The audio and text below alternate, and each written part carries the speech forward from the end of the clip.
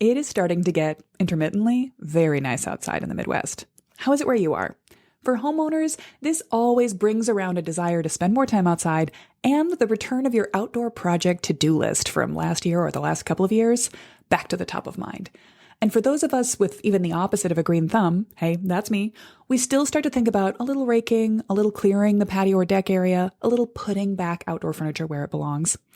Even if for you all it's brought up is a desire to drink your morning coffee standing outside the back door, let's discuss today the concept of an outdoor room. And by that, I don't mean a screen porch or a sunroom. I mean the outside spaces around your house where you could be extending your enjoyable living areas, sometimes with just a few simple tweaks. Hey there, welcome back to Mid-Mod Remodel. This is the show about updating MCM homes, helping you match a mid-century home to your modern life. I'm your host, Della Hansman, architect and mid-century ranch enthusiast. You're listening to episode 2013. Let's see, what's new around here? I'm going to be wrapping up round 2 of voting for the Mid-Mod Madness on Instagram soon, if I haven't already. Have you popped over to my story to be voting on these? I started a few weeks ago in late March, and I always mean to post daily, but then I'm actually pretty intermittent about it because they are a little labor intensive and life gets in the way. But the good news is none of these design features are going anywhere. You either have a great mid-century original feature or you don't right now. Maybe voting for one will cause you to want to include that lost feature back into your next plan for improving your home. Speaking of the Instagram story, at the end of last week, I mentioned online that I had an unexpected gap in our design roster due to a couple of clients needing to push back their planning energy to a slightly later moment for personal reasons. This means it's a great moment for you to get a faster than usual first impulse to start design to final results pipeline on a mid-century master plan from Mid-Mod Midwest. If you've been curious about working with us on a plan for your home, one that might involve, for example, better connections between your existing inside spaces and the outdoor room potential in your yard, stop hesitating and reach out now. We can just have a conversation about it. I'd love to schedule a call with you to talk about what's great and not great right now about your home, about your life and your family, about what you need in a home, and how we can help you set the vision for a big, soon upgrade to your house or a series of calculated improvements you can tackle one at a time to add up to greatness. Oh, at the end of this episode, I'm going to point you towards a great low-cost resource for DIY planners. I recently knocked down the cost of all of my pre-recorded mid-century design clinics. These were all live 2-hour workshops I've given in the past that are meant to be available for ready-to-remodel students continuously, but anyone can sign up and get access to one. And it will walk you through both the introspection, the thought process, the self-reflection that you want to do before you dive in on design details. It will also talk to you about how to assess your house for its current outdoor room potential and how to set a style guide that's going to work with the house that you've got right now and make those additive changes you might do. If you're going to reside, if you're going to change windows, if you need to re-roof at some point, how all of those pieces add up to opportunities to create great new spaces, plus a host of design tips. This is all specifically in the design clinic for patios, porches, and decks. You can see all of the mid-century design clinics I've given in the past at the Learn With Us tab on my website. I'll link to it in the show notes, but I will specifically be focusing on the patios, porches, and decks design clinic that I gave a couple of years ago. And it's a really valuable resource that I just want everyone to have access to. So you can get that now for $37 if you pop over to midmod-midwest.com. For today's show notes, just add /2013 to the end. For this week's Mid-Mod design resource, I wanted to tie straight into our actual topic, which will be outdoor spaces. And so I want to talk about the flow between indoor and outdoor spaces. This is one of the cornerstone concepts of good mid-century design and of a perfect mid-mod remodel. And so much so that I included it in the 4 cornerstones of a mid-mod remodel. In short, those are that you make sure you infuse all of the design choices you make as much as possible with asymmetry, with simple, playful shapes, with a mix of materials that are both vintage and modern that delight your eye with beautiful wood grain and unpainted stone and brick, but also keep things practical with a smattering of mass-produced and easy-to-keep-up finishes. Back in the day, this would have been Formica and linoleum. Today, it might be marmoleum and a solid surface countertop. So yes, all of those things, and also a 4th one, which is to create every opportunity you can to have good flow between inside and outside spaces.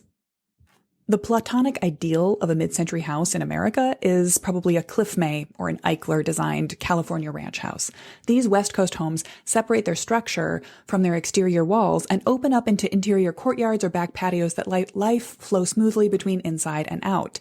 Interior spaces share functions and floor plan divided more by furniture groupings than by walls and doors.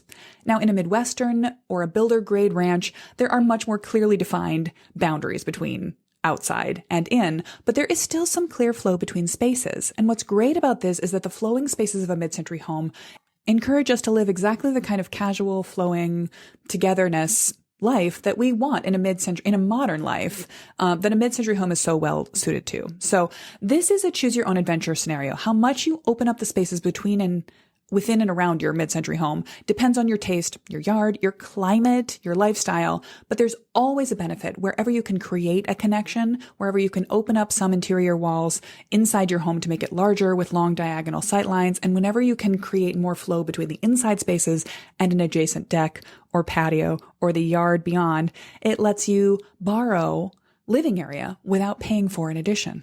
So to create good flow between spaces, you have to ask yourself some questions. You have to ask how it's doing right now. How open or closed is your house at the moment? Make a note of your room to room and your inside to outside connections.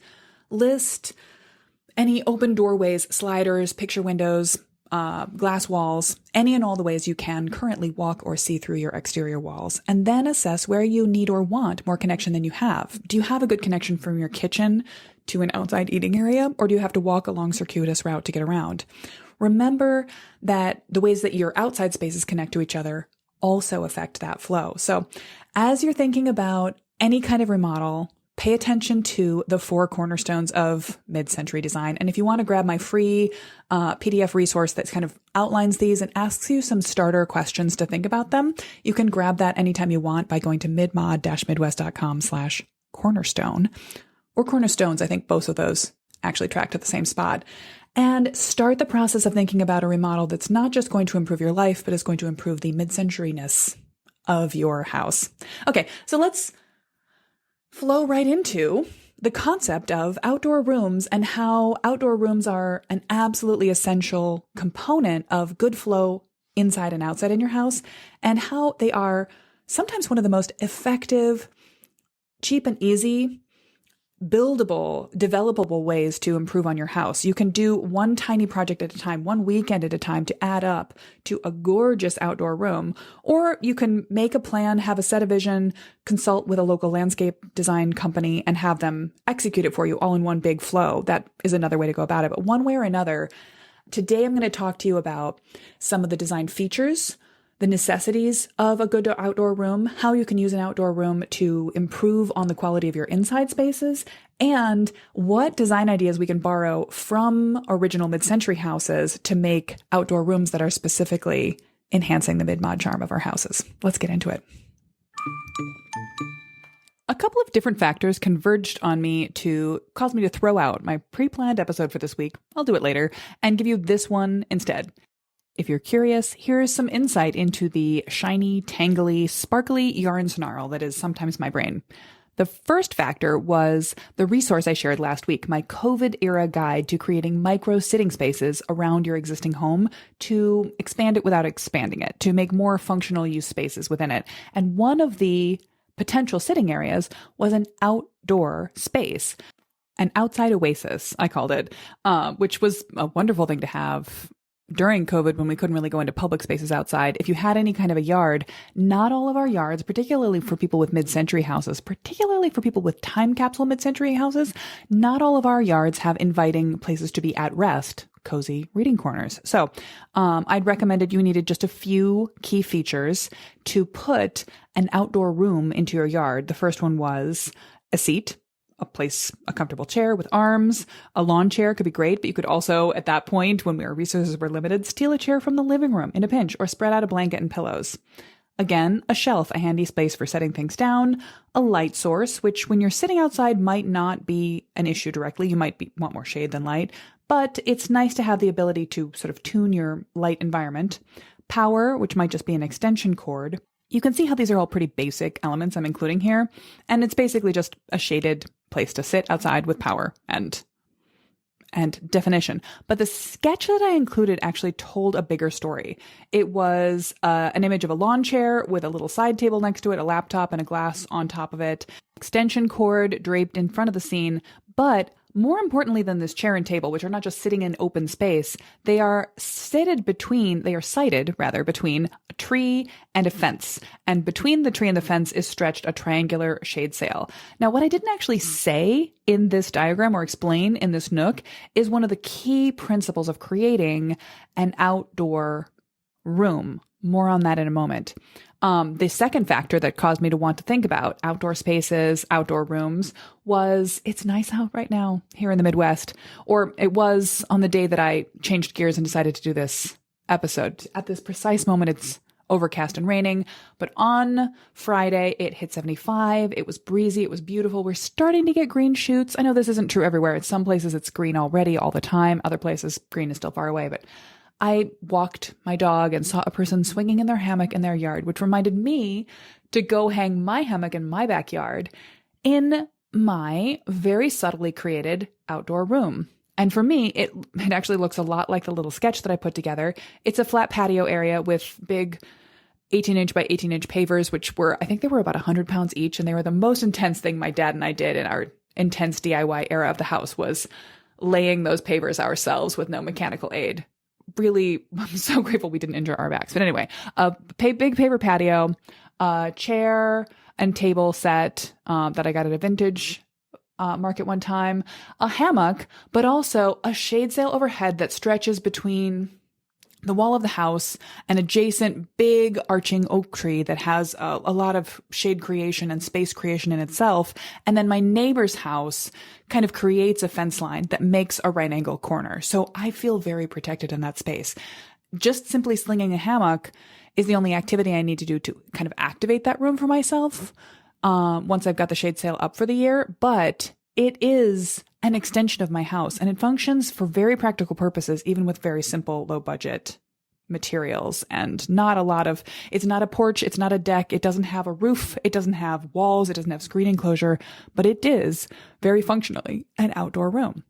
So those first two pieces, the resource from last week, and then my thinking about getting back into my own outdoor spaces that I love in my own Midwestern life, reminded me of more of design-specific conversation that I had last week, and it all came together to say, to me, turn this into a podcast episode. That conversation was one of I do a lot of 30-minute Zoom consult calls where we either focus on one specific challenge, the material choices for a specific space. I think of that as like a design SOS call, or more of a whole house audit. What should happen first? How should we address something first, next, last? What are the priorities? What are the possibilities for this space? And we can really cover a lot of ground in these 30-minute calls. The topic of this one was layout potential for a remodel, what had been rather a divided up, closed off little ranch house that had kind of a square center area of social spaces that were divided into 4 individual rooms, a living room, a dining room, a kitchen, and a family room.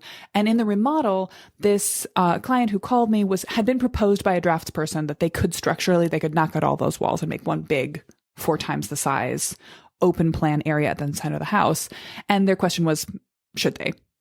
Is that a good idea? Was it going to work well for them?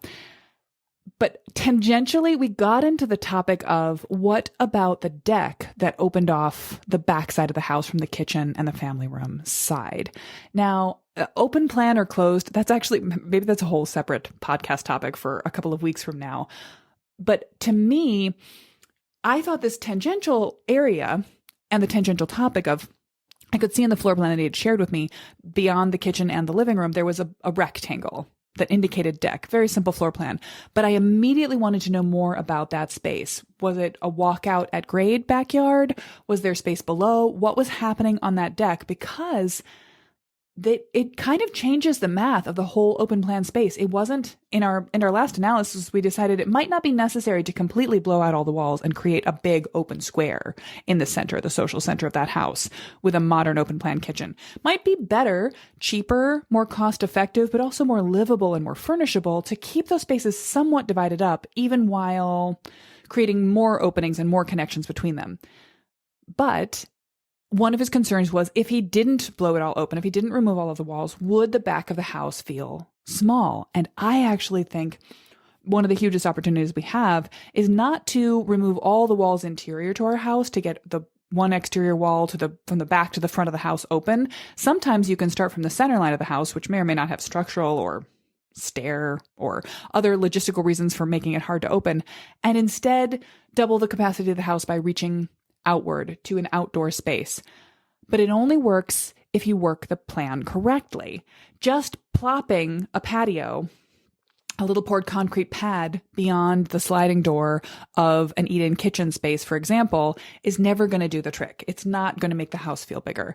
Just popping on even a simple deck, and we talked about the space a little more, it was a second floor, a walkout to an exposed basement below.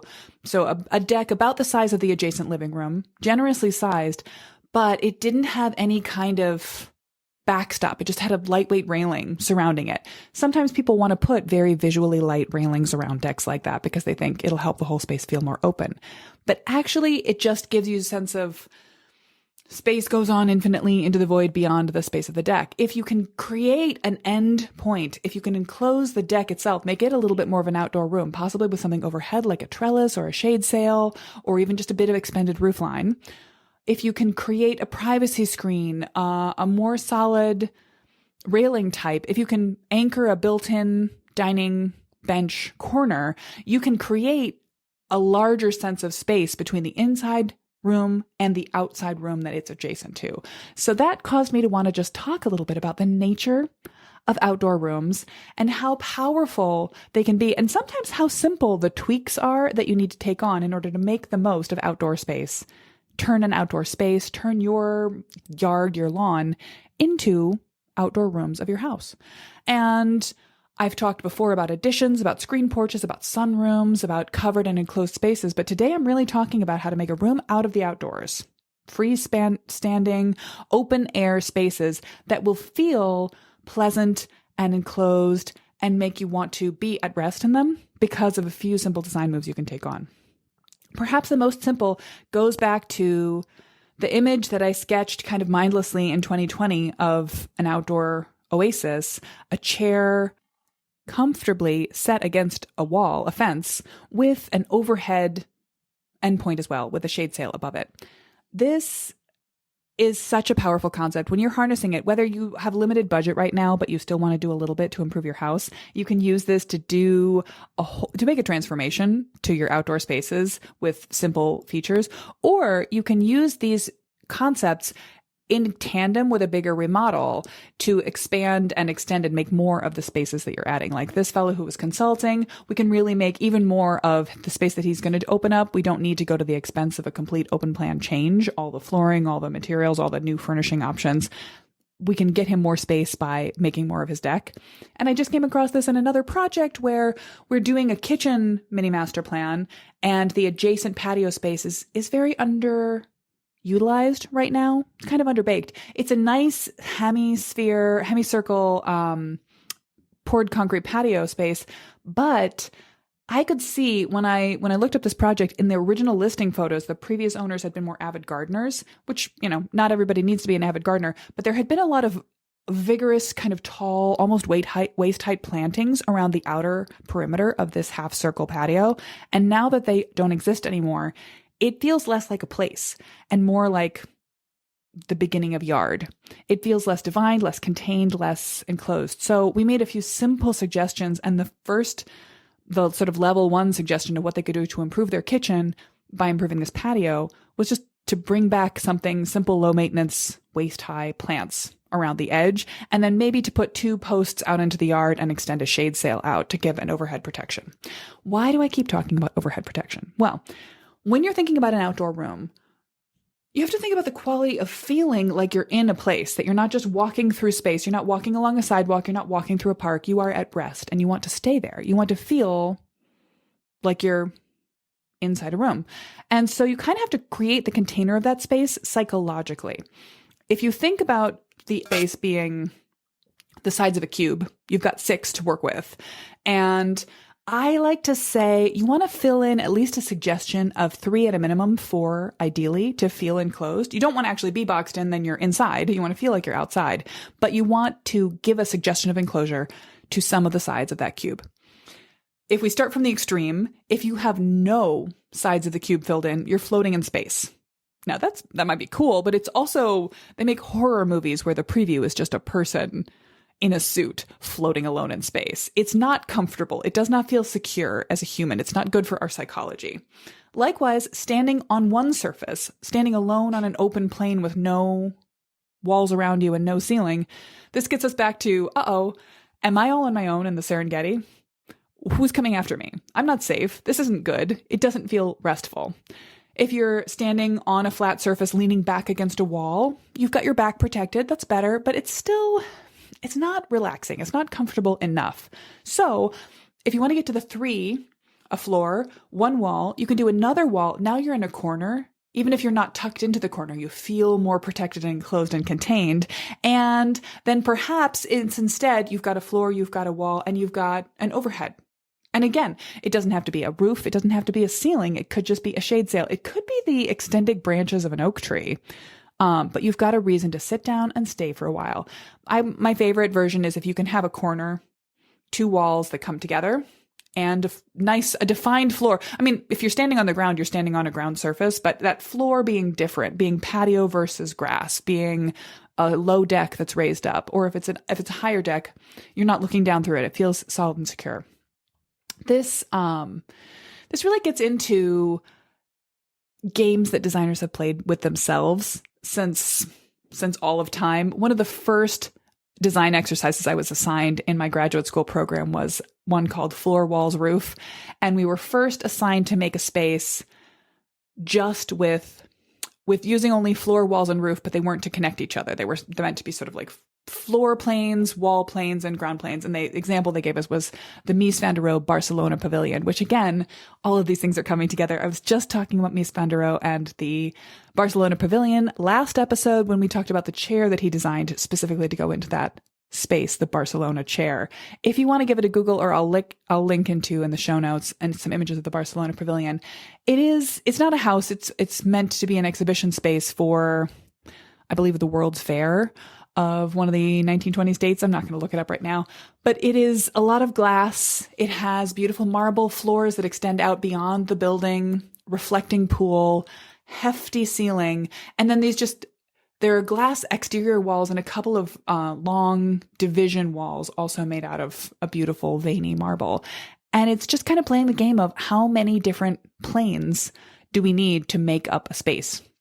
The trick of our design exercise of floor, walls, and roof was the second version was, okay, now you've made a space that's not a house, but it's divine space using floor, walls, and roof. Now just do a space creating with only floor and walls and trying to make it feel defined. And we ended up creating a lot of corners and a lot of mazes. And then finally the challenge was make a space with only floor, which kind of borders into landscape architecture. But it was an interesting object lesson in, yeah, you can make a definition of space. You can just put a rectangle on the ground. You can make it bigger. You can make it smaller. You can give it complicated stepping stone patterns. You can raise it up as a platform.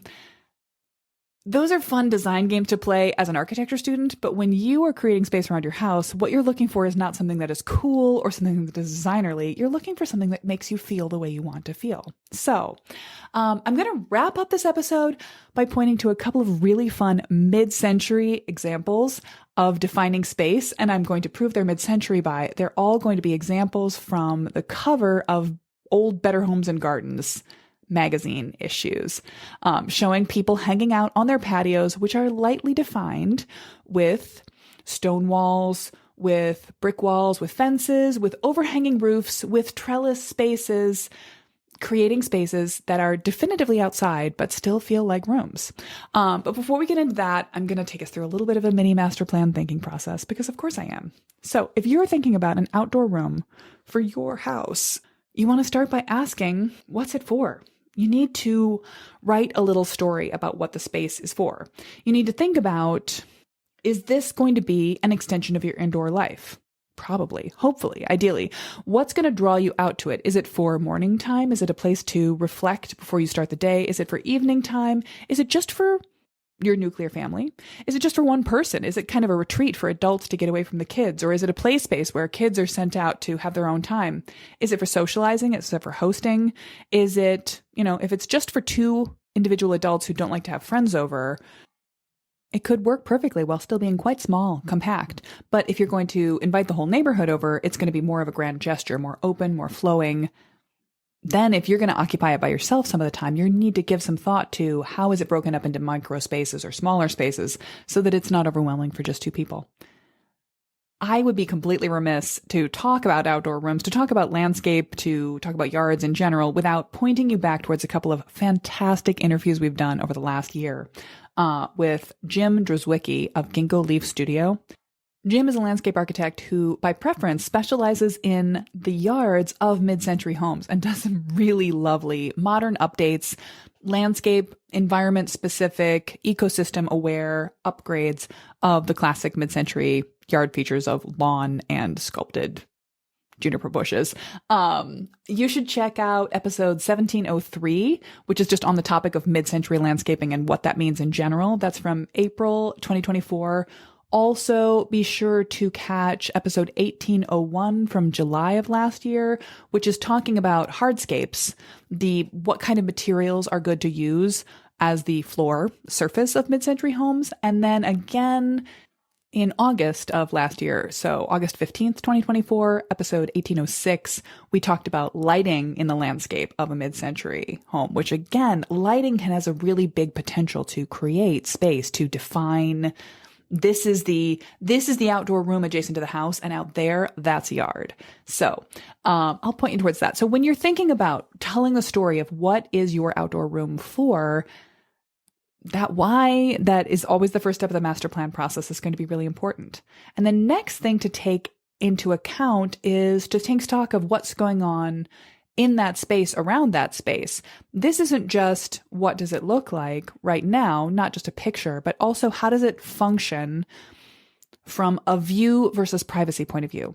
Do you feel like there are parts of your yard that are too exposed to your neighbors that a simple modification, a privacy fence, just even inside your wall, a planting, a tree in the right spot could help you with? Or is there a perfect view that you want to keep access to? I was just reading about a great mid-century home in Milwaukee that's come on the market recently that was a downsizing empty nester house built in the mid-century era by a couple that had lived in a fancier 3-story earlier era home. They didn't want to live in it anymore. They didn't want to take care of it. So they moved into their own side yard. They sold the house and kept a slice of the property and built a walkout basement ranch on that property, which would be easier for them to live in and maintain, but kept their exact same view out to the backyard, falling down over a hill scape. So think about, what are the views that you like? Can you see a sunset? Can you see a sunrise? Can you see off into a distance? Or is there even just a certain quality of light that you enjoy? A tree in the distance that you might or might not be able to control for, but you like to look at right now. You also want to think about aspects of light.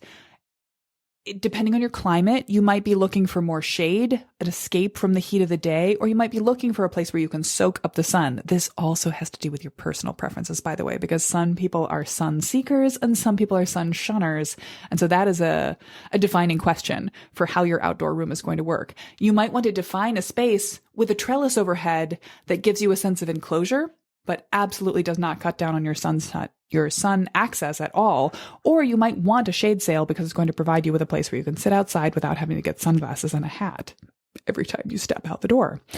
So another thing to take account of is, can you increase, or can you at least not decrease, the passive solar potential of your house? When you're creating an overhanging roof element, are you helping? Maybe on a west-facing wall, you're actually providing necessary shade inside the house to lower your cooling burden.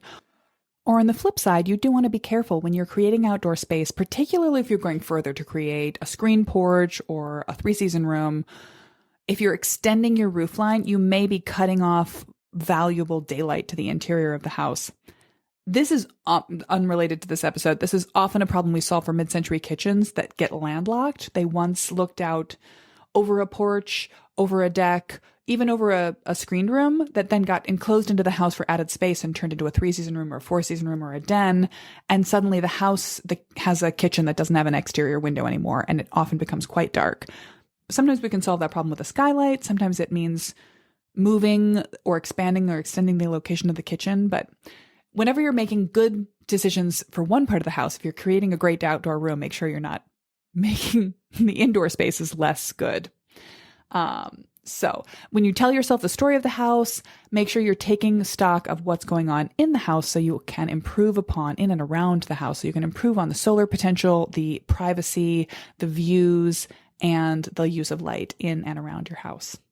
So let's reach back to the mid-century era for some inspiration for how to create a really nice outdoor room. And what better place to look at than actual mid-century homes in their original mid-century authentic condition. To do that, I did a quick survey. I actually just hit on an image on Pinterest when I was looking around for something else the other day, and it was a Better Homes and Garden cover of a couple getting ready to serve food in their sort of patio area. And I thought, this is a really clever, practical idea for expanding and extending your house space. And then when I looked down at the other suggested pins, there was a handful of other Better Homes and Gardens covers from the mid 50s. And each of them was creating outdoor space, creating outdoor room effects in a slightly different way. These vintage ads or vintage magazine spreads are really valuable to those of us who love mid-century design, because when we look for inspiration for mid-century house remodels today, if we're looking at existing built houses, if we're looking at other people's homes, if we're looking at sort of what Google search terms are going to turn up for us, we're always at risk of being tainted by the modern ideas that are trending today. Now, that's not necessarily a bad idea. We live modern lives. If you want to live in a modern house, there's nothing wrong with that. But we kind of get it trapped in an echo chamber of what's a good idea today, what are common builder techniques. If you're thinking about a new deck and you flip through the lookbook of a local deck company, you're not going to see mid-century decks. You're going to see modern ones, which are influenced by what's convenient, by updates to the building code that have led people to choose new solutions, by what modern building materials and building techniques and nail guns and fasteners and habits have made conventional. Often modern solutions to mid-century problems are less labor intensive and more material intensive, whereas in the mid-century era, they were more likely to use simple building materials and put a little bit more labor time into assembling them, which makes sense based on the availability of materials and labor that they had at the time and that we do. But that doesn't mean that we, particularly if we're interested in DIY, particularly if you're wanting to try your hand at something non-structural, not even weather tight, that you can't use some mid-century techniques to DIY a really fun shade structure or wall or privacy fence for a mid-century style outdoor room. So anyway, these magazine covers are a huge resource for us, because if you're wondering what people thought was cool in 1954, if you're wondering what the original solution for the outdoor patio of this mid-century house was, well, it was this. There's no question of like, oh, is this maybe an 80s edition? It's authentic. It's original. So the very first one is benefiting. It's clearly a patio that was designed with the house. It's got a really fun feature of, you can see the existing sort of stone fireplace sticking up beyond the roof line in the image, and the same type of stone is being used to make a wall. Not full adult eyeline height. Probably you could walk right up to that wall and peek over it, but for someone out at the sidewalk, you wouldn't be able to look up and see into this patio space. And that is clearly extending some sort of finish from the front of the house.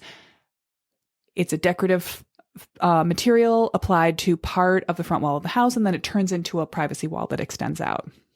There's a big poured concrete patio, and then it's a post and beam house, and the center beam and the front wall edge beam extend beyond the house and create a base to put some cross piece rafters on. Honestly, it might be almost a pretty good snapshot of what's going on inside the roof structure of the house itself. It just carries on out. Same materials, same dimensional lumber, same structural beams.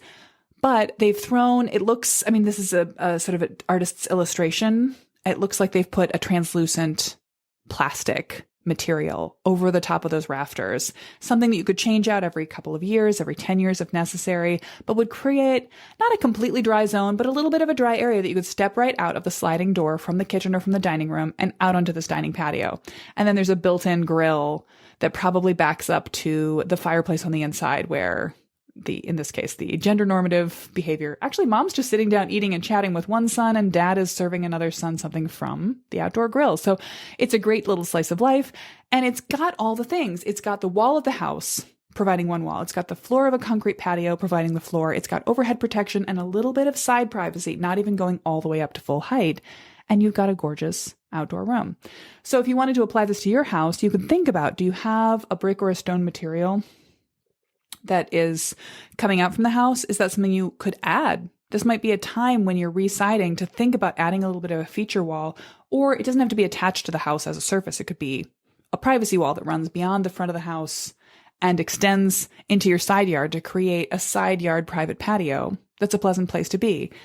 You don't have to have existing house beam and post structure coming out from here. You could think about creating a lattice or a trellis that attaches to the house. In some other cases, I'm looking at the other Associated Better Homes and Gardens covers that popped up. There was one from 1953 that was just a simple roof overhang extended from the house. The wall of the house has a bunch of windows in it. The roof itself hangs out in an Eichler style, maybe as much as 6 feet. It's a little hard to tell from the scale of the chairs. And the drip line of the roof is matched by a brick paver patio that's exactly as deep as the shade as the roof line creates. And this is it kind of creates an invisible outer wall. It doesn't exist, but you could hang a screen, you could hang a fabric, you could hang a scrim from the exact same overhang of the roof hangs down to the patio. Now, if you are blessed with deep roof overhangs, they're probably not 6 feet, but if you've got a 3-foot roof overhang, that right there is enough space to put a chair up against the house wall and start to feel a little bit protected. I wouldn't recommend that you then terminate the flooring material and go from brick or concrete to grass at the edge of the roof line. You would probably want to create less of a perfect sort of tube missing one side and more of an extended effort. If I was going to redesign this image, which you can see in the show notes page as the second one, I would extend the patio out further because again, it sort of right now is creating an artificial boundary for the house, and you could bring that boundary out a little bit further. But for everyone who is blessed with an overhang of your roof, you want to make the most of that. You want to think about how you can expand, extend, and tuck under it to give yourself a little bit of that advantage of you've got a wall, you've got a floor. If you've got a little bit of a roof, you've got your 3 sides of a cube that you need. And a third example that pop over to the show notes page to see it has a roof line that carries out a certain amount solid. It is the roof of the house extending out beyond, but then it immediately transitions in the exact same horizontal plane from roof that is solid to open wooden trellis that is not solid, that's letting light, that's letting water, that's letting air blow through.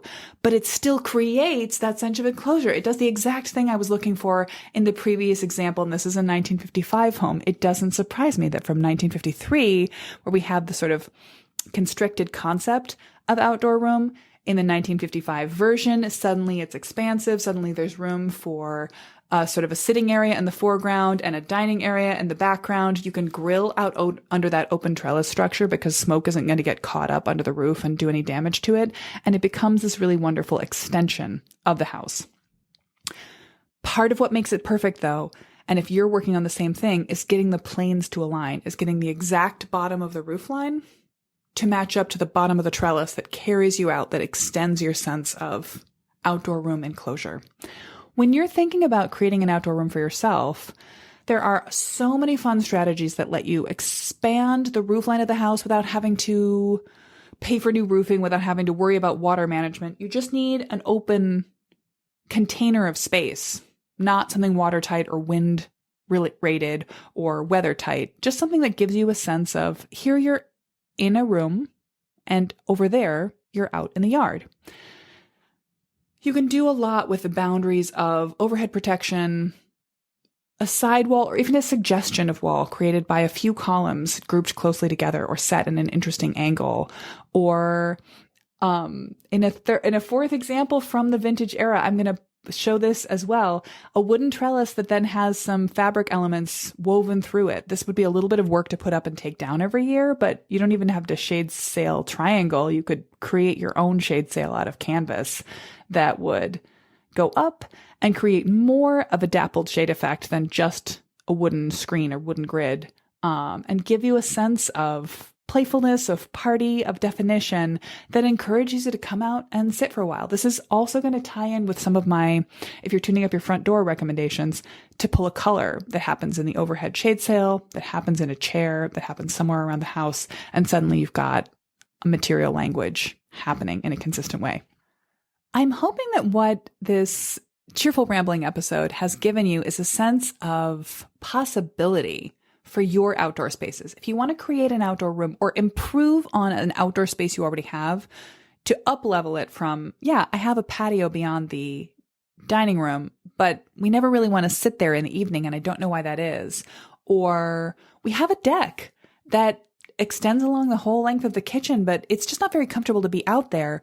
You can think about improving the outdoor spaces you have already by conceptualizing them as outdoor rooms. Because once you start to think about what is the side protection, what makes it feel like the glass in the walls of the house, the windows, the sliding doors, invites me to come out and think of this space as borrowed to the house, and what makes it different than the outdoor space beyond. Some sort of a perimeter boundary, a step down, a material change, a railing that's a little bit more solid than it needs to be for pure safety purposes, a privacy or a shade wall, or an overhead protection can transform a space you already have with relatively minimal steps into an outdoor room where you want to spend every nice day this spring, summer, and fall. Or if you live in a certain climate, all day, every day for all the year round. If you're curious about how to take a more step-by-step approach, a more master plan specific approach to creating that kind of outdoor spaces, you might want to check out the mid-century design clinic I gave 2 or 3 years ago on patios, porches, and decks, and how to create really wonderful spaces, the design principles behind them, the step-by-step process of thinking about design moves that will improve your particular space, and again, of course, always, how to tailor the space that you have for the life that you want to live in it. If you're not familiar with them, these mid-century design clinics are 2-hour live workshops that I occasionally give on topics that either come up again and again, like every January or February, I do a live mid-century kitchen clinic, or topics that were asked for at one time. And the recordings stay available, so you can go back and watch them anytime you want to take 2 hours and devote it to thinking about your best practice for an addition, your mid-century owner suite, improving your mid-century kitchen, or in this case, thinking about the outdoor spaces of your house. Spring is a perfect time to set about creating or improving on some outdoor room aspects of the house you are already living your daily life in. And it can be such a powerful change agent to get you to come outside, to appreciate the environment, to take a beat, to get away from screens, to spend more time with your family. The Mid-Century Design Clinic on patios, porches, and decks is a great extension of this episode that takes it from the philosophical to the practical step-by-step process of thinking about what it would take to add or improve on a patio, porch, or deck around your mid-century home. Or maybe you just need to drag a chair outside, set up a shade sail, and back it up to a fence or a spreading oak tree.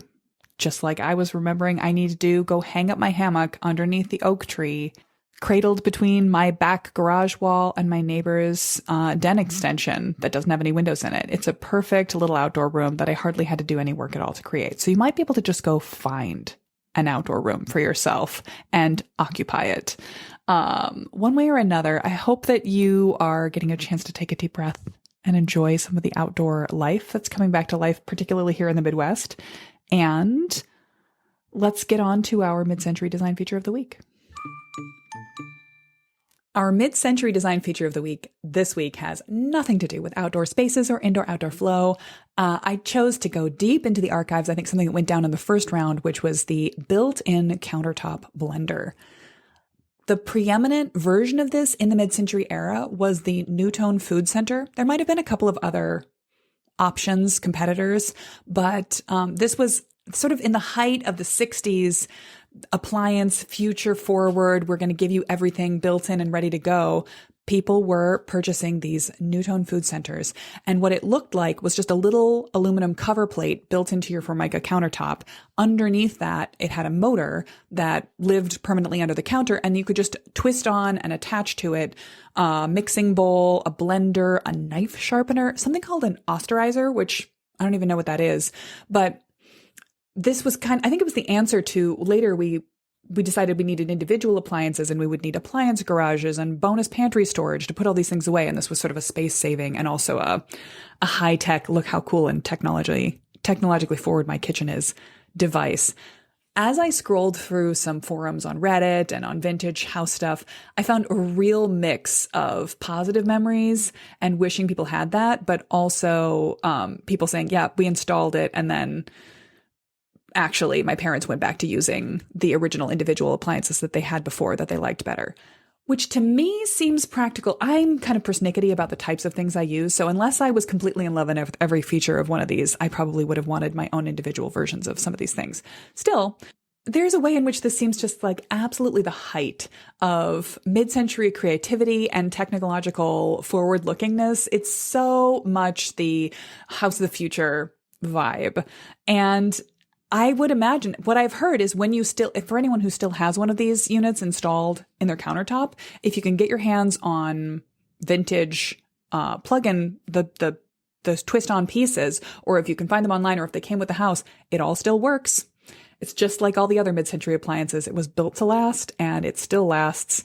And if you had a modern version of it, I'm not sure that's true. There is actually a modern version of this when a little bit of searching around took me to the multi-chef, which is a modern version of a built-in appliance motor that plugs in and lives underneath your counter. And then you can sort of switch in a blender and a veggie blender and a mixer and all these things. So instead of a KitchenAid that sits on your countertop all the time taking up space, you've got just a little flat surface with a few simple controls and all of these pieces that plug onto it. I'm curious, does this sound ideal to you or does it sound like it's limiting your control?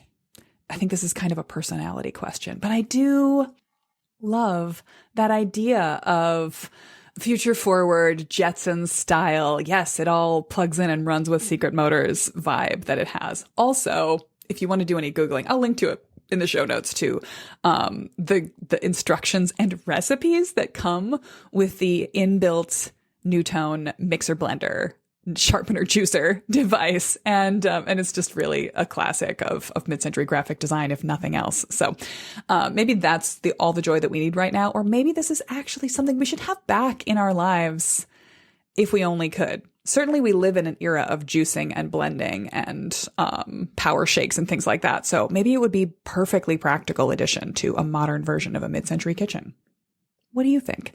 If you've got one of these, I'd love to hear about it. Pop over to my Instagram story and tell me about yours. If you like it, if it still works, or if you would hunt one down and replace it into your house in some sort of burst of time capsule glory. All right, that is it for this week. If you want any of the references particularly if you want to go check out any of those vintage Better Homes and Gardens ad covers or magazine covers with examples of how we were doing roofs that aren't roofs on indoor-outdoor rooms, on outdoor room spaces specifically in the mid-century era, you're going to go over to our show notes page. That's midmod-midwest.com/2013. And I highly recommend you check it out because anytime you're thinking about an outdoor space, we're going to be pushed even more towards the sort of builder basic default, the Home Depot standard, the what every deck company in town is doing, and to sort of push the boundaries of using the deck installers and the patio materials and the basic cost-effective outside home improvement efforts that we can, but still keeping them lightly infused with mid-century vibes. We've got to go to the vintage inspiration. Even for those of us who are more modern mid-century lovers, we will find good inspiration in those vintage images that were just, they weren't everywhere. This isn't what everybody had in that era. They were aspirational for that era, but we can aspire to them again now. And I think we should. Next week, I'm going to be following up the question of indoor-outdoor flow with discussion of window coverings, because this was a requested topic that I got in my Instagram DMs. These days, I've been getting a lot of requests for, can you send me your podcast episode on fill in the blank? And 9 times out of 10, I easily can. But every now and then I get a request for a topic I've never actually covered before. And that's come up a bunch of times this season in roofing materials for mid-century houses, which was episode 2002, if you missed that one, on the proper lighting choices and how to use lighting effectively in mid-century homes. That was episode 2004 and 2006. And then I just spontaneously decided to do a pair on furniture, 2010 and 2012, last week's episode. So next week I am meeting another request by talking about the right kind of window coverings for a mid-century home. And the answer is going to depend on your style. Is it more mid-century vintage or more mid-century modern? So stay tuned for that next week. And for now, have an excellent week of potentially playing outside in your yard around your mid-century home and maybe making a few moves towards an outdoor room of your own. Thanks for listening to the Mid-Mod Remodel podcast. If you enjoyed today's episode, share it with a friend who has a mid-century home, or drop a quick review in your podcast platform of choice to help us find new listeners and more mid-century homeowners. Remember, if you want help planning the best possible remodel for your mid-century home, I'm here to help. And there are 3 easy ways to work directly with me on a great design for your home. You can schedule a consult with me anytime you need one. In a 30-minute Zoom, we can dig deeply into the 1 or 2 issues that have you tied in a knot, or do a quick, comprehensive mid-century house audit. Take me on a tour and ask me your top questions about every space in the house. We'll sort out your next best step. If you're looking for ongoing support to DIY a great plan for your mid-mod remodel, you want to check out the Ready to Remodel program. I'll share the step-by-step mid-century master plan process with lessons, guides, design ideas, and workbooks for every planning stage. And I'll invite you to my monthly Architect Office Hours call so you can get your questions answered as they come up throughout the process. Learn all about setting up your own master plan in my free class, Planning a Mid-Century Remodel to Fit Your Life and Budget. Or if you'd rather have me assess your life and your house, prepare layout options, sketch floor plans and example views for inside and outside spaces, and present you with an array of great possibilities to pick and choose from to develop a perfect, timeless, tailored remodel, well then you're looking for our mid-century master plan package. Learn more about all these ways to work with us at midmod-midwest.com. Catch you next week, Mid-Mod Remodeler.